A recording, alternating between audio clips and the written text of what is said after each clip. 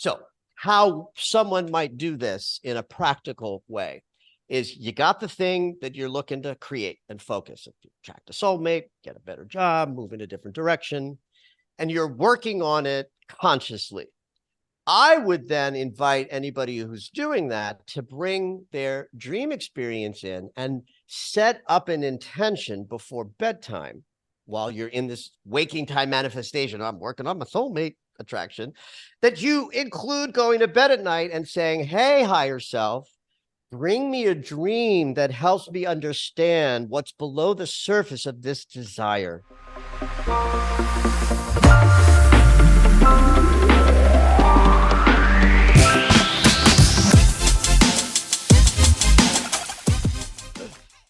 Hello, my name is Dr. Michael Lennox, and this is Your Superior Self. Oh, it sounded so good. Michael, man, thank you so much for taking the time. Great to be here. So I started following your work more closely because of this podcast. Great. Found your Instagram, subscribed to that, and I'm a little disappointed you're not wearing your red robe, man. Yeah, it's early enough. It's 7 a.m. for me here. People will sometimes ask me why on social media why are you wearing that robe? It's like, dude, it's 5 a.m. Like, that's what I'm wearing. It's this or naked. I mean, it's kind of like fitting, it's December, Christmas is coming, like the red robe. Right. That's right. The white beard, you look good, bro. Little mini Santa action going on.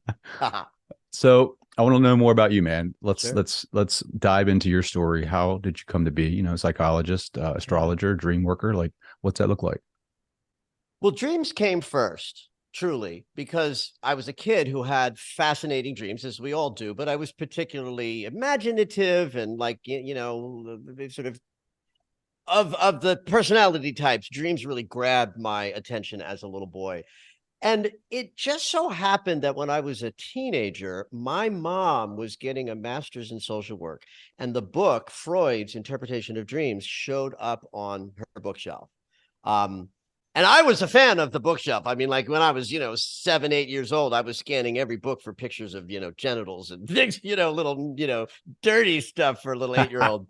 So I was always clocking the bookshelf, right? And so I read this book at 15 years old. Now, I was, a little bit, presumptuous and arrogant as a kid. I'm not sure what I got out of reading Freud at 15, but I understood this one principle phenomenally, which is that dreams really could be looked at and analyzed. That's the word he used. I prefer the word interpreted. But it was very clear that dreams had more oomph in them than just random, brain stuff. And so I just turned that into a social experience in the halls of high school, because what do people say around the water cooler or around the locker is like, oh my God, I had the craziest dream last night. And I just got ballsy in those situations and said, well, why don't you tell me? I'm really curious about your dream. And people would tell me their dreams, and I would respond. I would have thoughts and feelings about what I was hearing. And it turned out I had a gift that I didn't know that I had. How it sort of played out in my teenage high school years was that people were fascinated by what I had to say. And that started on a sort of a thing of people got to know me as someone who would have interesting things to say about dreams. And what I figured out much, much, much later was that I have this interesting gift where the way I perceive and think, I can hear the story that you're telling me of the dream. And while I'm hearing you tell it, I'm also like hearing/feeling the story behind the story based on what the symbols in the story might mean universally.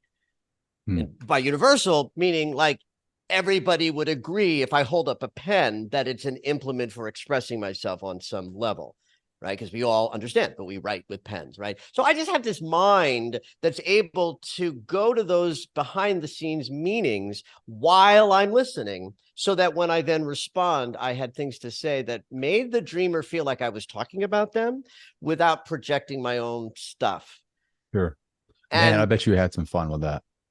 Sweetheart, getting attention, yes, baby. Like if people thought I was interesting and fun, like I'm, that piece of my ego got fed by those interactions. And that's why I followed the breadcrumbs, because I liked what it felt like to be intimate with somebody about something that was happening inside them. I didn't have language for this at 17 years old, but I do now.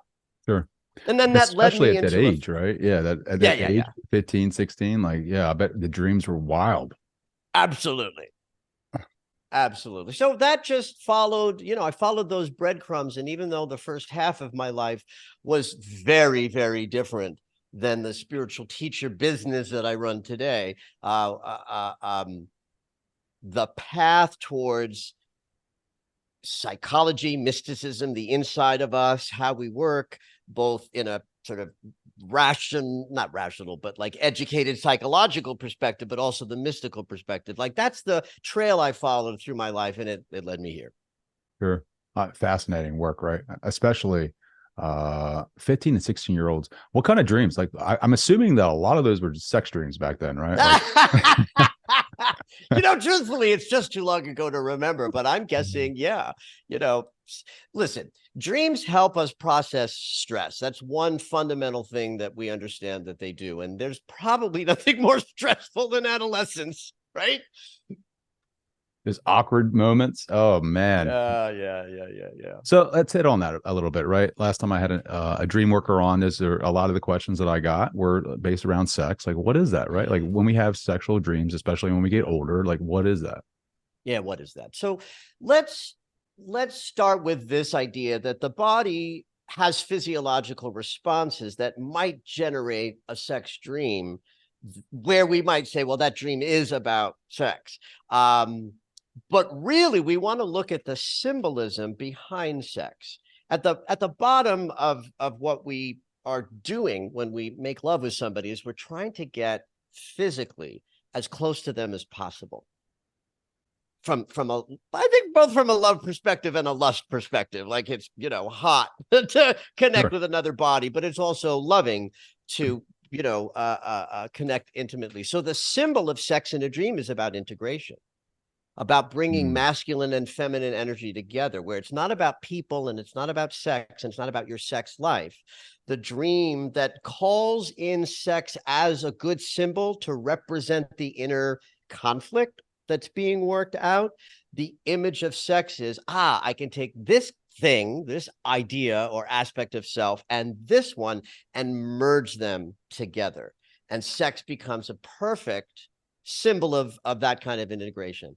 And the first time I saw this play out in like an overt and obvious way, was I was working with, this is years ago. I was working with a woman who was very upset that she had sex with her boss in her dream. Oh, okay. And in waking life, she would never, ever have had sex with this man on any sort of level, in any storyline. But we unpacked it a little bit by looking at, well, what are the qualities of this man and what was up in your life at the time that you had the dream? And one of the things that was true is that this guy was a powerhouse public speaker, charismatic, articulate, and good at the presentational sort of side of doing business. And she had a presentation to do that week that Oh, she was really nervous about. And so the dream of sex with the boss is as if to marry inside of herself, to integrate the part of her that's good at speaking, the part of her that would self-evaluate from a high level, as a superior to an inferior person in a business might, right? So she's integrating not him, it ain't his dream. It's her dream, finding in her the psyche that will confidently and powerfully meet that presentation. oh wow. So the How, sex dream is upsetting because it's like, I wouldn't do this in real life, but it's actually providing a kind of a service. sure. Yeah, service for sure, right? I think I love the integration part of that. How do you help your Yeah. clients integrate that when we figure out what that stands for, the metaphor behind the sex dreams? How do you work with your clients to integrate that into this 3D reality? Everything is ultimately a prompt in my work. We we drive a conversation by the therapist if I'm in psychotherapy. And I don't do a lot of therapy these days. I do much more teaching and writing, but in the client sort of milieu, the the therapist is trying to provide the most powerful, revealing, vulnerable making, and transformative conversation that's possible. So, for example, you have a dream that the dreamer is stuck on the I hate this image, this is scary or yucky or gross or cringy. Then once we get the symbol behind the symbol, then it just sparks a deeper conversation. Mhm. So, for another example of sex dreams, lots of sex dreams involve oral sex. For me, oral sex is about the voice or boundary setting or speaking up or maybe not speaking up, so putting power into the voice or putting more feminine qualities into the voice, right? So because the mouth is the place where we do all our communicating from, right? Sure. So if someone comes in with a dream that is upsetting them because they're having oral sex and that's not, that doesn't interest them in their waking life, now we can have a conversation about, well, where's your voice needing a little more power?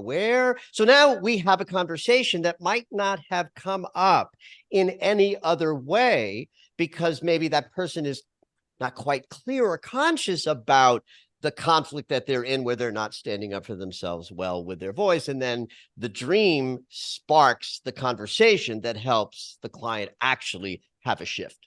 Yeah. Yeah. I'm so glad that we have guys like you in this world that can look at things metaphorically, because I take things so literally. You know what I mean? Like you have a dream like that and you're like, ah, Yeah. what's going on with me? Right. Like, I don't know Yeah. what's happening, but unconsciously there's so much going on. Yeah. What's the relationship, right, between the unconscious and our dreams? I mean, obviously they come up and show up and we have these very visual and very intense dreams, like maybe sexual or maybe a nightmare, right? Yeah. Is that our unconscious speaking to us?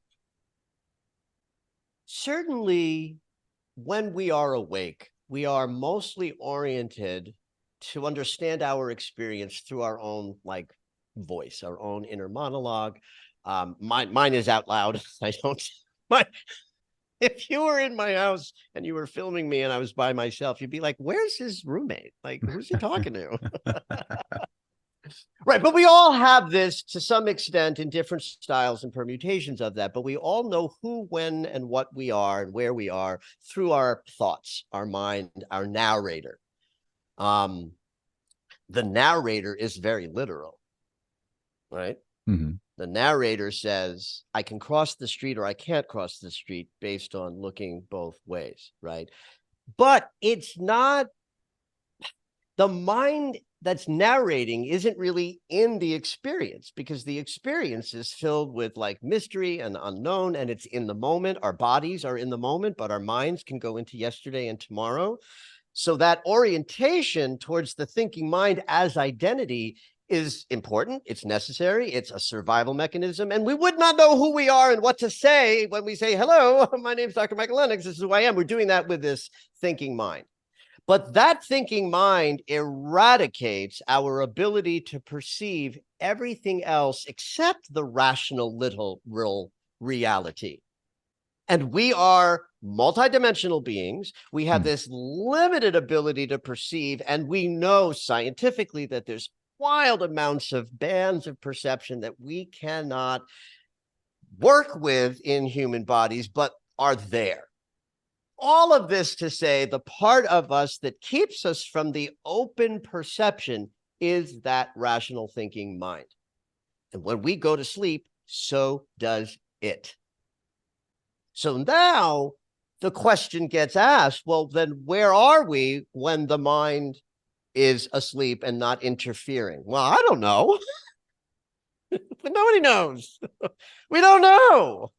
We try to figure it out by, constructing ideas on anecdotal experience and, intuitive sort of hits. Everybody who's mystical has a different way of perceiving the mystery, and we collect data from that.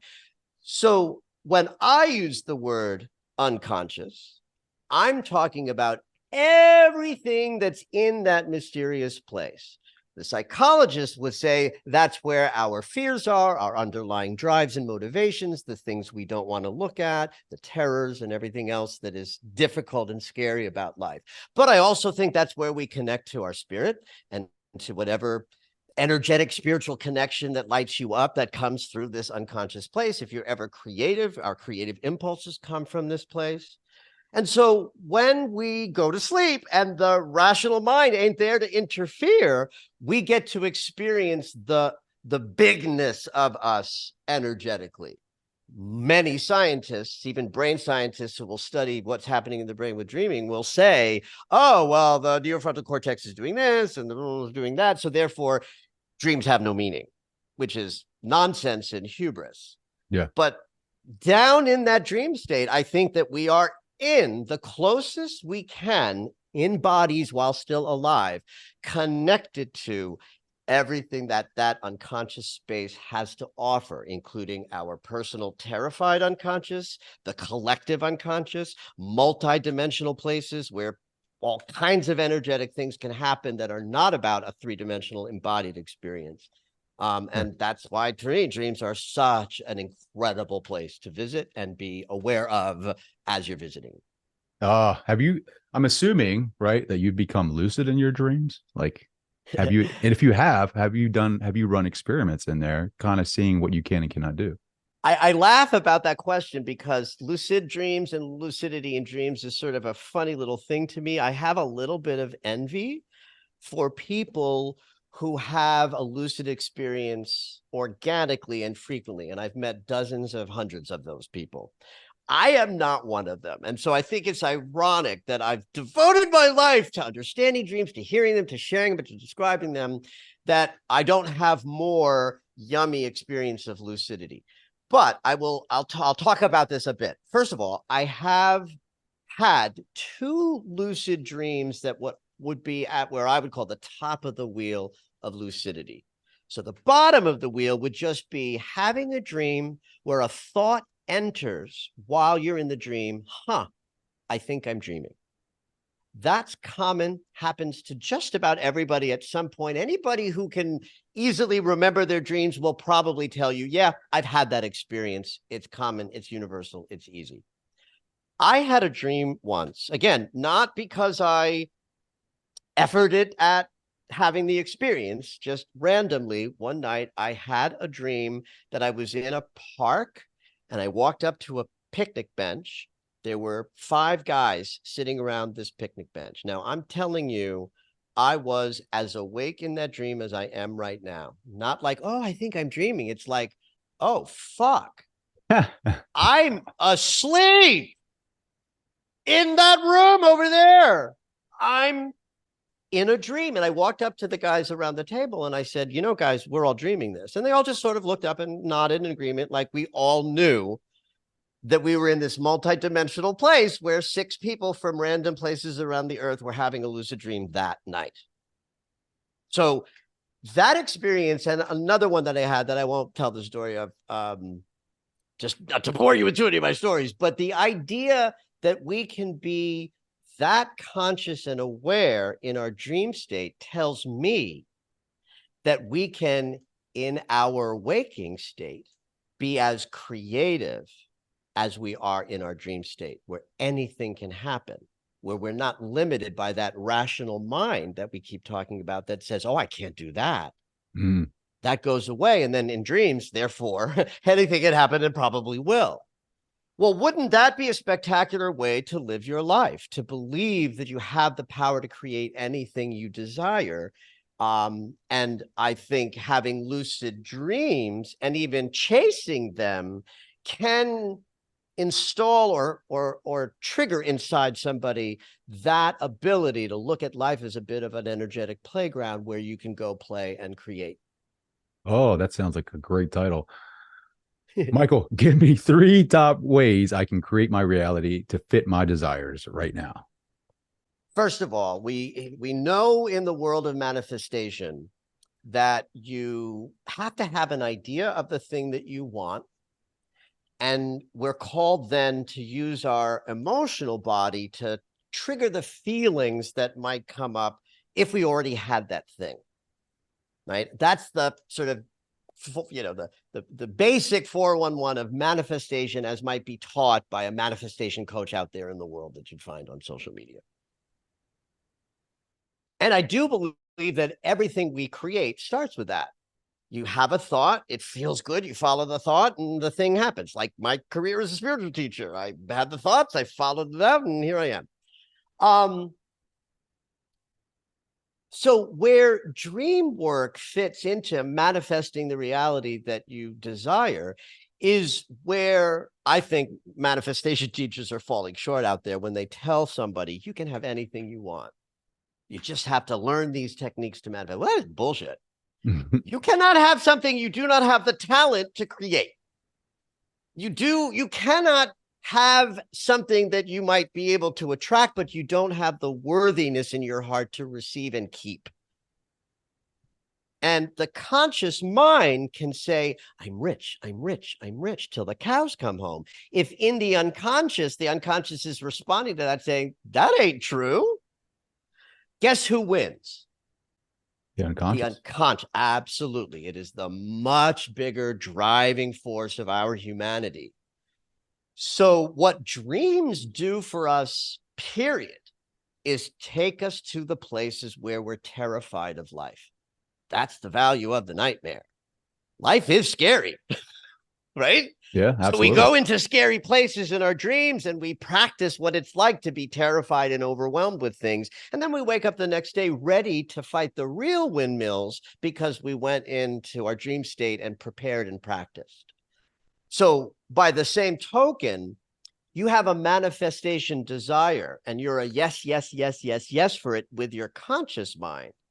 You can petition your dreams to address the no, which is way more important. Like I'd like to say, if I do a talk in a spiritual center, which I used to do a lot when people traveled more, I'd be like, you don't need my help with your yes. You don't need my help with your expansion. You don't need my help to be magnificent. You're already magnificent. But if you're saying no to that from unconscious fears and lack and limitation in there, I can help you with that.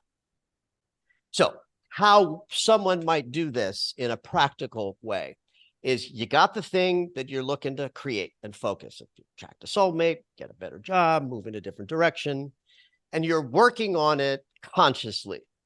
I would then invite anybody who's doing that to bring their dream experience in and set up an intention before bedtime while you're in this waking time manifestation. I'm working on my soulmate attraction, that you include going to bed at night and saying, hey, higher self, bring me a dream that helps me understand what's below the surface of this desire. Where might I be a no? What do I need to know from the deeper places in my psyche in order to create the thing I desire? That's like your little letter to yourself. You write in your dream journal, dear Michael, send me a dream to help me process my fears around the desire. And then you just got to trust what comes, right? That you can't do this and be like, well, that dream didn't apply. Because if you petition the dream and the dream comes, you got to just trust that something is moving below the surface of your unconscious. It doesn't have to make sense to your rational mind, but just by approaching your unconscious in this way, saying, hey, join me in this process and show me where I'm scared, I believe putting that together creates flow in the idea that we can manifest anything we desire. Wow. Yeah. That's amazing. Are there commonalities between people's dreams, right? Like, do people experience, I guess, the same different types of events or scenarios? And God, yes. Yeah. Yeah. There's several ways that this works. One is that there are themes that people carry in dreams that are almost like a personality. For example, I dream of being in community almost every night. Really? Most of my dreams are like, yes, I'm in this community. I live with these people and we're doing a blah, blah, blah. Oh, I'm in a community where, and then the thing that happens informs me of what the dream is about. But almost all of them put me in a place where I'm with others that I don't know in a rational way, but that I'm in community with. I've had dreamer people where it's like, it's always about traveling, always about moving somewhere, always about, movement, right? So most people have a kind of timbre of their dreams that is consistent. That, beyond that, it's like I can tell you what the categories are. I just mean, that Sure. if I sat with somebody long enough, we'd be like, oh, you dream of this a lot. Um, Certainly there are this panoply of recurring dreams that are designed to simply relieve stress. And so the brain will come up with a really succinct sort of set of images that works for you and give it to you every time that you're in a certain kind of stress. So these are the recurring dreams that everybody sort of recognizes. Some people, it's I'm always being chased. Mm. One is like I'm always falling off the cliff. One is, oh, I'm driving, but then my car tilts up and almost goes backwards above me, and I can't go forward. I can't get myself packed for the trip. I've lost my cell phone. I'm being shot by an assailant. I'm being overwhelmed by a tsunami. I'm being eaten by a shark. But you're not going to have all of those. If you're a shark person, that might be the dream that comes every 9 months when you're in a terrible sort of constriction of stress. We need a kind of shorthand for the brain to say, okay, Trey is in some stress right now. How can we help him have less stress tomorrow on Wednesday? Because Tuesday was so stressful. We'll bring him that clown car dream. That always gets him. And then it's like we go to a place where we marinate in that scary place that we wake up the next day better, ready. I'm 60, so I've been doing this a long time, and I've watched generations come up, and it's been fascinating to see all of the zombies and vampires that came up in the last 25 years because of video games and media. Vampires and zombies, huge in video games and television in the last, say, 15, years or so. Sure. So that's what I see constantly with people who are of a certain age. So how I believe this works, Trey, is that at some point in childhood, we meet an image in our waking life that maybe either scares us or has the capacity to, and then that shows up in a dream where we're processing some level of fear or anxiety. And then the brain says, well, that worked. Let's just do that for the next 80 years. I wonder what the dreams and nightmares were like before that, right? Like before the vampires and the zombies. Like, what was it? Well, they reflect the conflicts in the zeitgeist. Right? So just like vampire, like we could certainly sit around and talk about like, why are young people so fascinated with zombies? It's because it's a terrifying time to be alive. And if we don't find our own way to live a passionate life, we're going to get stuck in the sort of prescribed life that we've been shoved into, which feels like a little bit of a death, like a zombie, right? So it makes sense culturally. I don't know that he talked about this with dreams specifically, but I remember being fascinated by Jung's fascination with UFOs in America that came up after World War II. And Sure. right. So it's like the country was fascinated by what was possible with extraterrestrial life in a very big way. People would have been dreaming about that. Yep. They would have been dreaming about spaceships or aliens or, Whatever. Yeah. It's same green thing. men. Yeah. Little green men. Well, Right? that's the thing, right? Like your environment, like the media Yeah. that you consume, That's right. it's basically programming your subconscious. So it's going to show up in different aspects of that, right? Like that's why I feel like the government, like, I'm not gonna get into much of that, right? But the disinformation that's out there, but like we assume alien life looks a certain way because all the media that we That's consume. right. The media tells us that's what it. Who knows what they really look like? I mean, listen, you said a mouthful when you said that by what we're consuming in media, we are programming our unconscious mind. And that is 100% true. And I do wish people knew that a little bit more. Oh, for sure. I just had an interview with Diana Pasulka, who wrote a book called Encounters, and she believes that there's a correlation between the angels that show up in the Bible and, like, non-human intelligence, right? Like what we think of UFOs, like they were documenting this back in the Bible. So I thought that was Wow. fascinating. Yeah. Yeah. Yeah. Yeah. Astrology, my friend, that's so Yeah. that is Jung was an astrologer, wasn't he? Yes, he was. Literally, every time I say literally on a podcast, Literally. well, it's because we don't use the word the way it's supposed to be used, and I'm a wordsmith. Because it's not what I'm saying is not a literal thing. But back to Jung.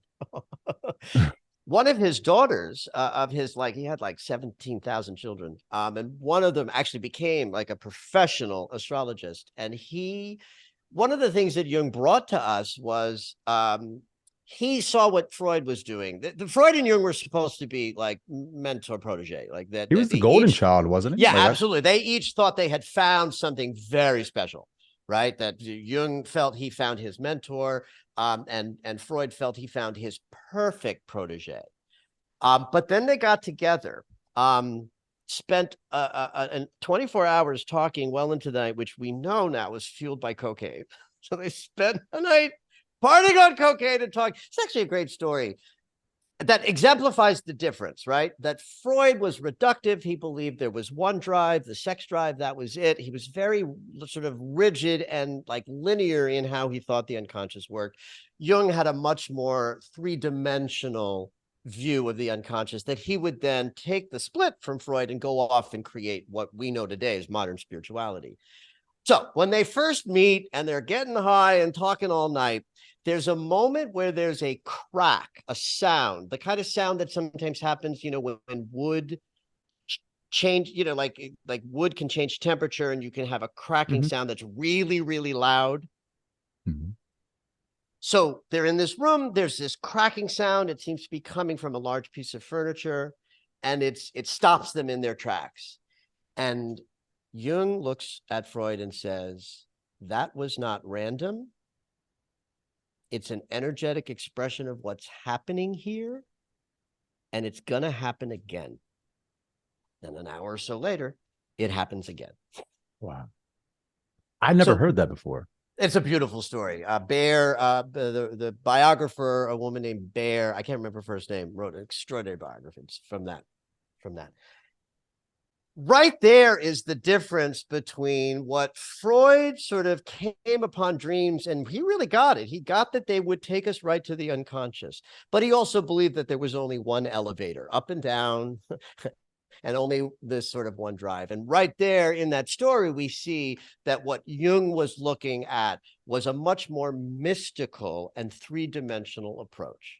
So they sever, Jung goes off and starts following that idea of exploring the mystical as well as the sort of scientific. And as a result, he was driven around the world to study different cultures. This is the first time any white European had gone off into other places to say, we are all the same. He went to Africa and found that they were having the exact same dreams as his, patients in Switzerland. They were being chased by bankers and creditors, and it was lions in the jungle, but same kind of dream. So as he was sort of coming up, he got this sense of, oh, we're all this sort of one universal consciousness split out into many different fractal expressions of that. And so astrology then becomes a kind of natural tool for him to be attracted to because it's an archetypal community. Mm-hmm. The Mm-hmm. 12 signs of the zodiac are just different archetypal energies. They can each do one thing and one thing only. And us as humans create an event or a thing that borrows from all the different archetypal energies that the zodiac provides.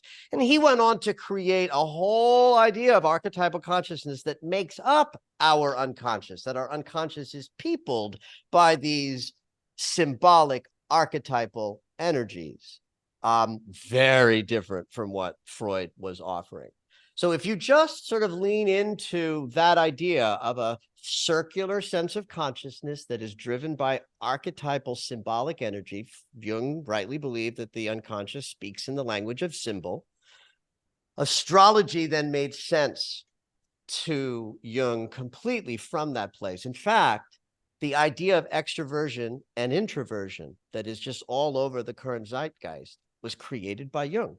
He believed that there were these two preferences of how people oriented themselves, one more oriented to what's outside of them, one more oriented to what's inside of them. And that comes from astrology. And the fact that the alternating signs are like masculine, feminine, masculine, feminine, masculine, feminine, Aries to Taurus, masculine, feminine, Gemini back to masculine, Cancer back to feminine, right? And in that, he was like, oh, wow, there really are these sort of binary of preferences. Astrology describes it. I think I'll take that a little further. And he created the Myers-Briggs type index was based on his work. It's so fast. So going or speaking to that point of all of these archetypes in this unconscious that come up in us, right? To me, that means that there isn't just one self, right? There isn't just one conscious self, because those archetypes will come up in different times and different settings. I like that. I like that. I do believe that there's one container of self. And I would even just say that's your body. Your body is the container.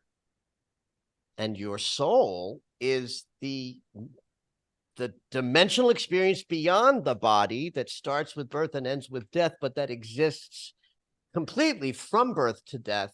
And inside of that container, we have multiplicity of selves that archetypal consciousness describes well. Sure. Many parts of the self, especially. How does the energy of astrology influence the dreams, right? Or does it? Is there a correlation? Yeah,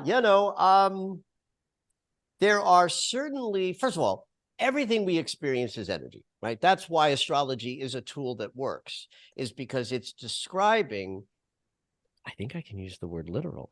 It's describing literal energy, right? It's geometry. You've got planets that are geometrically interacting with each other. Now, where astronomy becomes astrology is we interpret into those archetypes. And that's where science can say, well, that's not real science. It's like, no, it's not. It's, and, people call astrology a pseudoscience as if that's an insult. It's like, no, sure. That's it. It's a pseudoscience. It is absolutely scientific, but it's pseudo because it's not replicatable in the pure science kind of way. Sure. So every day the energy is different. Astrology can describe that. And so if we're going into the dream state to regulate ourselves so that from a Tuesday to a Wednesday, we can do a better job on a Wednesday, the Tuesday energy is what's causing the nighttime dream experience so that we can wake up a Wednesday differently. And I would say then the astrology would describe at least the energy that you're going to be taking into the dream state. And a stressful energetic day is different than a flowing energetic day, and that might impact your dreams. Sure. And then within that framework of like astrology impacting dreams, there's a sign. Remember, the 12 signs are archetypal. They can only do one sort of thing. And Pisces is the only sign that can dream. It's the sign that invented this vast unconscious. The symbol is the fish in the ocean, right? That's the Pisces symbol. And that's the meaning and the sensation of the Pisces energy is reflected by the avatar. Right. So those fish don't know there's an earth up here. They're just in the connected, collective, deep unconscious. So I would say that anytime Neptune, who's the planet that rules Pisces and therefore the unconscious and dreaming, is active, anytime the moon's in Pisces, there might be a more sort of tendency for the unconscious to open up with dreams. I will sometimes in my daily astrology offerings that are put out into the world will say, hey, dreams are important tonight. And then I'll be responded to on social media with like, yes, yes, yes. Oh my God, oh my God, oh my God. Now, that's anecdotal and it's not to be trusted, because if I'm followed by 100,000 people, only the people who had deep dreams are going to respond to that post. So it's is it true? I don't know. But we don't know. I know that in my little body, I have experienced a deep connection between, say, the Pisces moon and dreaming. Now, you can't take that to the bank of a psychological, journal and publish it as true research. Sure. But I can sit here and tell you that when the moon is in Pisces, I'm more likely to have a deep night of dreaming. Sure. How do you so I've listened to some of your interviews, right? And you definitely speak to the collective consciousness, like what we're where we're headed as a society in 2024. Oh, How like I understand how you can take someone's birthday Hmm. time and all of that and look at the sky and see where energy or what their moon sign is, their sun sign is. However, how do you do that with the collective consciousness? Well, first of all, that's a great question. Um, there, there are sort of two spokes operating in the world of astrology, where there's the spoke of what the planets are doing in the cosmos at the moment. And then there's your spoke or your wheel. I'm losing my bicycle analogy here. So you have a shape based on where the planets were when you were born, and that's permanent. Like that's like if we had your chart right here, it'd be like that's your map. So you've got this spinning vortex of planetary movement that is just happening in the solar system. And then if you come to me for an astrological reading, we're going to spend 45 minutes and we're going to talk about how the current spinning planets are impacting you directly. And so that's the session. Be like, yeah, I'll spend a few minutes talking about 23 from the language of energy and sensation. You'll be sitting there listening, going, oh my God, that's exactly how it felt. And then we'll start talking, right? And then we're going to spend all sorts of time unpacking your life. You're going to reveal things to me that you didn't think you ever would because you've been opened up by the experience of the gift of sitting together in this way. And right. And then we'll talk about the energy of 2024 and we'll sort of guess some of the things that are possible with the energy of next year based on what you're trying to create this year. Right. That's a session where the two spokes are interacting, the cosmos currently and the map of you from your birth. Well, that current cosmos energy is the solar system interacting with itself as itself. That's the collective. So if you've seen my Red Robe Astrology videos on Instagram, TikTok, or wherever the frick they go, I'm describing the general, universal, collective energy. Each person's going to dial into it differently on a personal level. The person who knows nothing about their own chart or not, they're not like an astrologist, is going to receive that information, look out into their world and say, wow, he was right. This did happen. That did happen based on the way I described it. It won't be quite the same accuracy of a reading of looking at the cosmos compared to your chart. But that soup that we're in, the collective soup that we're in, is telling a story that we're all going to relate to on some level. Hmm. This analogy just popped in my head.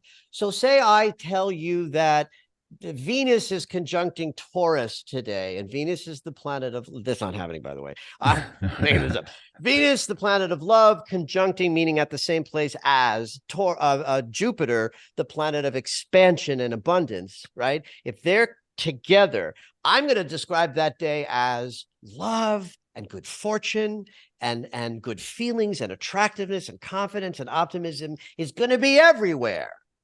Right now, the person who's in a relationship is going to feel that differently. The person who's single is going to feel that differently. The person who's in a difficult relationship will feel that different. You know what I'm saying? Everybody's going to dial in, but the person who's paying attention to their life in a conscious way, I think this is maybe hubris on my part, but I think that I could sit with anybody and match up the story that they would tell me about their Tuesday and the astrology of that Tuesday. Hmm. That's Partly fascinating. because I've had thousands of experiences of doing that. Sure. Where are we headed in 2024, right? Like I know there's some energy building now, right? Like Oh yes. what does it look like? Um 2024 is energetically similar to 2023 and maybe 2022. So I'm going to look back a little further and forward a little further to make my point. Back in 2020, there were major transits that all astrologers knew that 2020 was going to bring change at a level we had never seen before. In fact, January 2022, I was on the phone with, 2020, I'm sorry. I was on the phone with a buddy of mine who's an astrologist, and she and I would just like cackle. It's like, oh my God, did you see that? Oh my God, Australia's burning off the planet. Oh my God, there's a virus in China, right? So 2020 and 2021 that were so outrageously disruptive on the planet, like big time. The astrology transits were outrageous and big, right? Mhm. 2022 and 2023 and 2024 are much smaller energetically than 2020 and 21. But 25 and 26 are huge. Really? Yeah, you've got big planets changing signs. This year and next year, it's Pluto. Pluto is moving into Aquarius. Pluto is the planet of change, death, rebirth. Ultimate deep changes on the planet are driven by Pluto. Pluto was very prominent in 2020. Right. Sure. With the planet of reckoning, Saturn, and the planet of death, I called it the year of death and taxes. That death and taxes were going to change the world in 2020, and they certainly did, right? So Pluto, the planet of change at a deep level and death, moving into Aquarius, all the technology expansion you're seeing, that's Pluto moving into Aquarius. Aquarius invented technology. Pluto drives where the power is moving in life. So we're moving powerfully into a world of technology. But Pluto says we have to die to be reborn into this new world. It's not just like, oh, let's get technology. It's like, oh no, we're going to kill off the old world while we're trying to birth a new one. That's going to be scary in the years to come. In 25, we've got the planet of inspiration, religiosity, spiritual connection, Neptune. Will move out of his home turf where he's been since 2011 of Pisces, where we're getting a little deeper, a little bit more thoughtful, a little more spiritually connected over the last sort of 12 years. When Neptune moves into Aries in sort of the second part of 2025, that's putting our spiritual convictions into the sign of war. Hmm. So that will do, I think, two things. On the challenging side, it'll put a lot of people ready to fight at a level that they haven't before. But I think it will also increase the activation of the loving side of trying to shift and change things on the planet as well, because those people who've been sort of marinating in their inner spiritual convictions will feel more compelled to move and act to help, I think, change the world. Then you've got Uranus, the planet of sudden, unexpected changes, moving into Gemini. Gemini is about communication, technology, transportation. So you've got the planet that invented the internet moving into the sign of connection and communication that will form a harmonious angle with the planet of death and rebirth. Right. So we've got changes coming in 25 and 26 that I think rival 20 and 21. Wow. So And for all of us that don't underspeak or don't speak astrology, like what would that look like? You know what I mean? okay, 2020 says everything about the world is going to change. 2021 said, holy shit, this is hard. And I can't, like, oh my God, it's moving too fast. 2022 was like, all right, I think we got this. Everything's a little crazy, but I think we got this. 23 comes along, it's like, oh, well, everything's really crazy, but I think we got this. 24, I think will be more of the, we got this. We got this. And then we get into 25, 26, and then it's like, oh my God, it's change. It's too much. It's too fast. It's too scary. Hmm.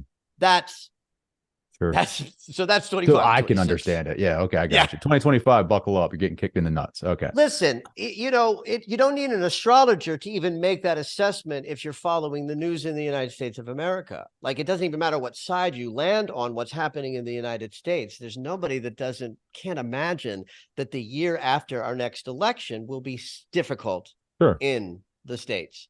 Then it becomes a question of how much do you believe in the resilience of human beings and our ability to manage change? I think we've got this. I believe in that. I do think, though, that we have not seen yet the level of change at a high combustible kind of quality of change. I don't think we've seen anything close to what we're going to have to move through in order to bring on the next chapter. Well, have you ever looked down the line and looked at the way or the planet, how they align, like in the future, and say, all right, mankind's gonna make it to more a unified theory of consciousness where we're all kind of like working towards that, I guess, omega point almost. I have not done that through planetary motion over, say, the next decade or so, but I'll speak into it all the time as a function of the turning of the ages, that we're moving into the age of Aquarius. And the promise of Aquarius is an archetype that represents the community as a whole. The beautiful origin story of Aquarius is Aquarius knew something was missing and sort of went on a quest. That's a hero journey, right? The hero knows that something's wrong and is compelled to leave home because of that compelled feeling. That's us, right? We all know that something's wrong. And hopefully it's compelling us to go on a journey, on a hero's journey. So what Aquarius discovers on his hero journey is water. Water is the elixir of life. By bringing water back to the community, life began. So the meaning of that archetype is intuition, being guided to learn more and evolve to a higher level, and serve the community with what you learn. So that's the age we've just entered. I believe in our ability to create a world where peace for humanity reigns and that all human beings are cared for. I do believe that technology can save us, because I think we fucked up the planet pretty bad with the climate. And so that when I use astrology to perceive this moment and the possibility of the future, I am able to truthfully declare that I believe we've got this and we have the resilience to get through the difficult changes into a new world, because that is what's promised in the age of Aquarius. And then I will jokingly say, we've got 2,000 years to get it right. Sure, right. Mostly like, you don't want to plant a tree that you expect to sit under the shade of. Like, that's important for that hero in you to be inspired to go on the healing journey to find the water that's missing in your life and bring it back to serve your community. Then you're doing your part for that as a possibility that will happen long after I'm dead, right? So I devote my life in service to humanity because I believe that that's the best thing I can do for the potential of that future that I believe in, and then by living a life of service, I have a better life because service is everything. Maybe is that water psychedelics? Bringing back the psychedelics to the community and show them, opening their minds a little bit. Listen, I fell into plant medicine work in 2016 after decades of people in my life saying, come on, we're going to this. Wow, this gal in Topanga is doing ayahuasca. Come with us to do. It's like, nope, nope, nope, nope. I was always a no till the right ask came along. And I'm actually very grateful that I didn't do psychedelics in that. I mean, I tripped for the first time on LSD at 17. So it's not like I wasn't doing psychedelics, but that wasn't like consciousness psychedelics. That was just, it was 19, that's 73. So I'm grateful that I came to them very late in my journey. What was your experience like? Well, I mean, I believe that I've done a lot of plant medicine. So once just like one experience, it was like when I dove in, I was like, oh, there's something here for me. And I did an enormous amount of dives, like 3 or 4 a year, and 2 years of doing 3 or 4 dives a year and devoting myself to my inner work. I have relieved my embodiment of the ancestral wound that I was charged with dropping. Like I believe that I was told by my ancestors, and it was like a weight vest that actually locked in at my throat, keeping my voice squeezed for 50 years in a kind of a way. The plant medicine work allowed me to in my psyche disengage from that patterning to where I had an experience under the influence of plant medicine where a body worker came into the space and click, pushed it, or not pushed, but pulled it off Hmm. in a manner that I felt in my body. After that moment, I could move my shoulders in a way that I couldn't in 55 years of being in this body. And so, like, what I just declared is sort of the woo-woo, weest woo imaginable, but this was the experience that I had. My body showed me that there was an energy that was encapsulating me and keeping me limited, and it was ancestral, and it's gone. Wow. So now do you have this knowing that there is another reality out there? Well, I think, you have a knowing that there's another reality out there, right? So that didn't increase my knowing of it. What it allowed me was to dance with it Hmm. more efficiently so that and what do I mean by that? Like, I'll be really specific. Life is painful. It's painful to be in a body. But today, my happiness is not dependent upon how I feel. My happiness comes from knowing who I am, serving humanity, receiving the yummy, yummy benefits that I get back from that, and then just living each day to the best of my ability in that groove. And the freedom is that I'm no longer stuck in the limitation, but I still have a personality and I still have an unconscious. So I can say I feel free of wound, but it doesn't mean I'm free of struggle. But we transform the word struggle into, I don't know what the word would be, just life. I could do life better because I'm not weighed down by inner pains that are, in fact, healable.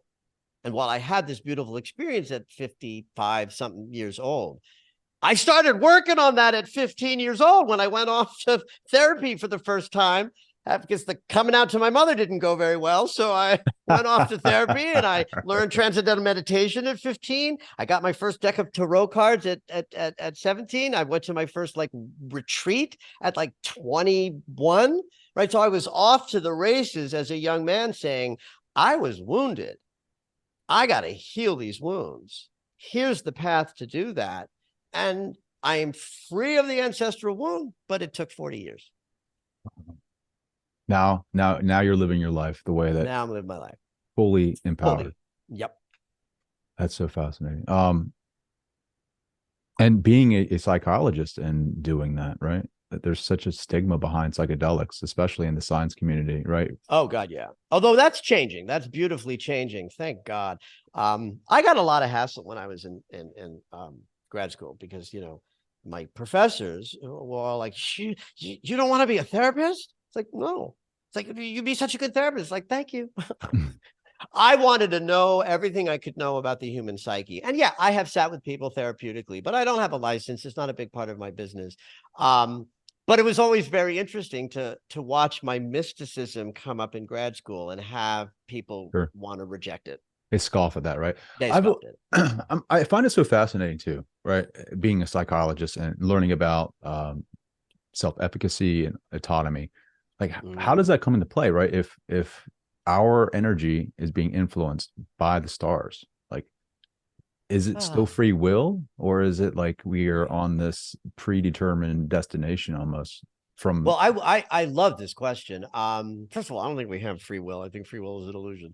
Um, oh um, well, I mean, that's a whole conversation. So don't take me at face value with that. sure. You know, I think, well, my experience tells me that the energy of the day is like the potentiality of the day, and it is what it is. And astrology describes that. But how I choose to relate to that is where free will comes in. I'm right. I'm not stuck. Nothing is happening that I'm not creating on some level. So, somebody on TikTok stitched a video of mine, and he was apparently an astrologer as well. And he even said, "This guy and I don't agree." Like we don't interpret astrology in the same way, but listen to what he's saying. He's talking about how the energy of the day might feel and how you might orient yourself to make decisions based on what the energy is offering that day. I do not subscribe to the idea that everything is a divine unfolding plan. In fact, I would say the divine unfolding plan idea only describes 50% of the experience of being alive and in a body. The other 50% is randomness and chaos. And in the 70s, we discovered the math that describes randomness and chaos. It's a scientific fact, if you will, that we live in a random and chaotic universe that also has a divine unfolding aspect to it. And if you can't be with both of those things, you're going to be pummeled by one or the other. And if you look over through the woo-woo lens of everything happens for a reason, which is also a piece of bullshit, you're going to be stuck in the magical thinking. But if you dismiss it all, then you're not living life in the way that it works, and you're losing out on all the richness and the juiciness and the joy. Living in that middle place where it's like, I'm following a divine unfolding plan. I can use the astrology energy to understand what I'm working with. And 50% is random and chaos happens, and we're not in control of that. And we have to be willing to sort of be with both. A lot of spiritual teachers are very comfortable with the divine unfolding plan, but they don't know how to teach through the chaos. And it's like, well, that's because there's nothing to teach. You just got to accept that most of what we're experiencing is out of our control. And the divine unfolding plan and astrology does not tell you what's going to happen. It just tells you what you're working with, and you make what happen based on your desires plus the energy that you're working with. That's probably the best answer anybody can give to that question, man. Well done. Dropping the mic. I could talk to you all day. How can people find more of your content, the Red Robe, your books? Where can they go? MichaelLennox.com, MichaelLennox.com. It's just the source of everything. That's where you can find my handles on TikTok and Instagram, where I put out a daily video called Red Robe Astrology. My books are there. I have a new book coming out in January called Psychic Dreamer. That's all about mystical dream experiences. That'll be up there as well. I have a subscription for daily astrology language, an email or a text that comes out the night before. Very detailed. That's that collective energy that we were talking about earlier. So yeah, MichaelLennox.com is your source for all things Michael Lennox. The captain of the dream team, Michael Lennox. Thank you so much for taking the time. It was a pleasure. Thank you for having me.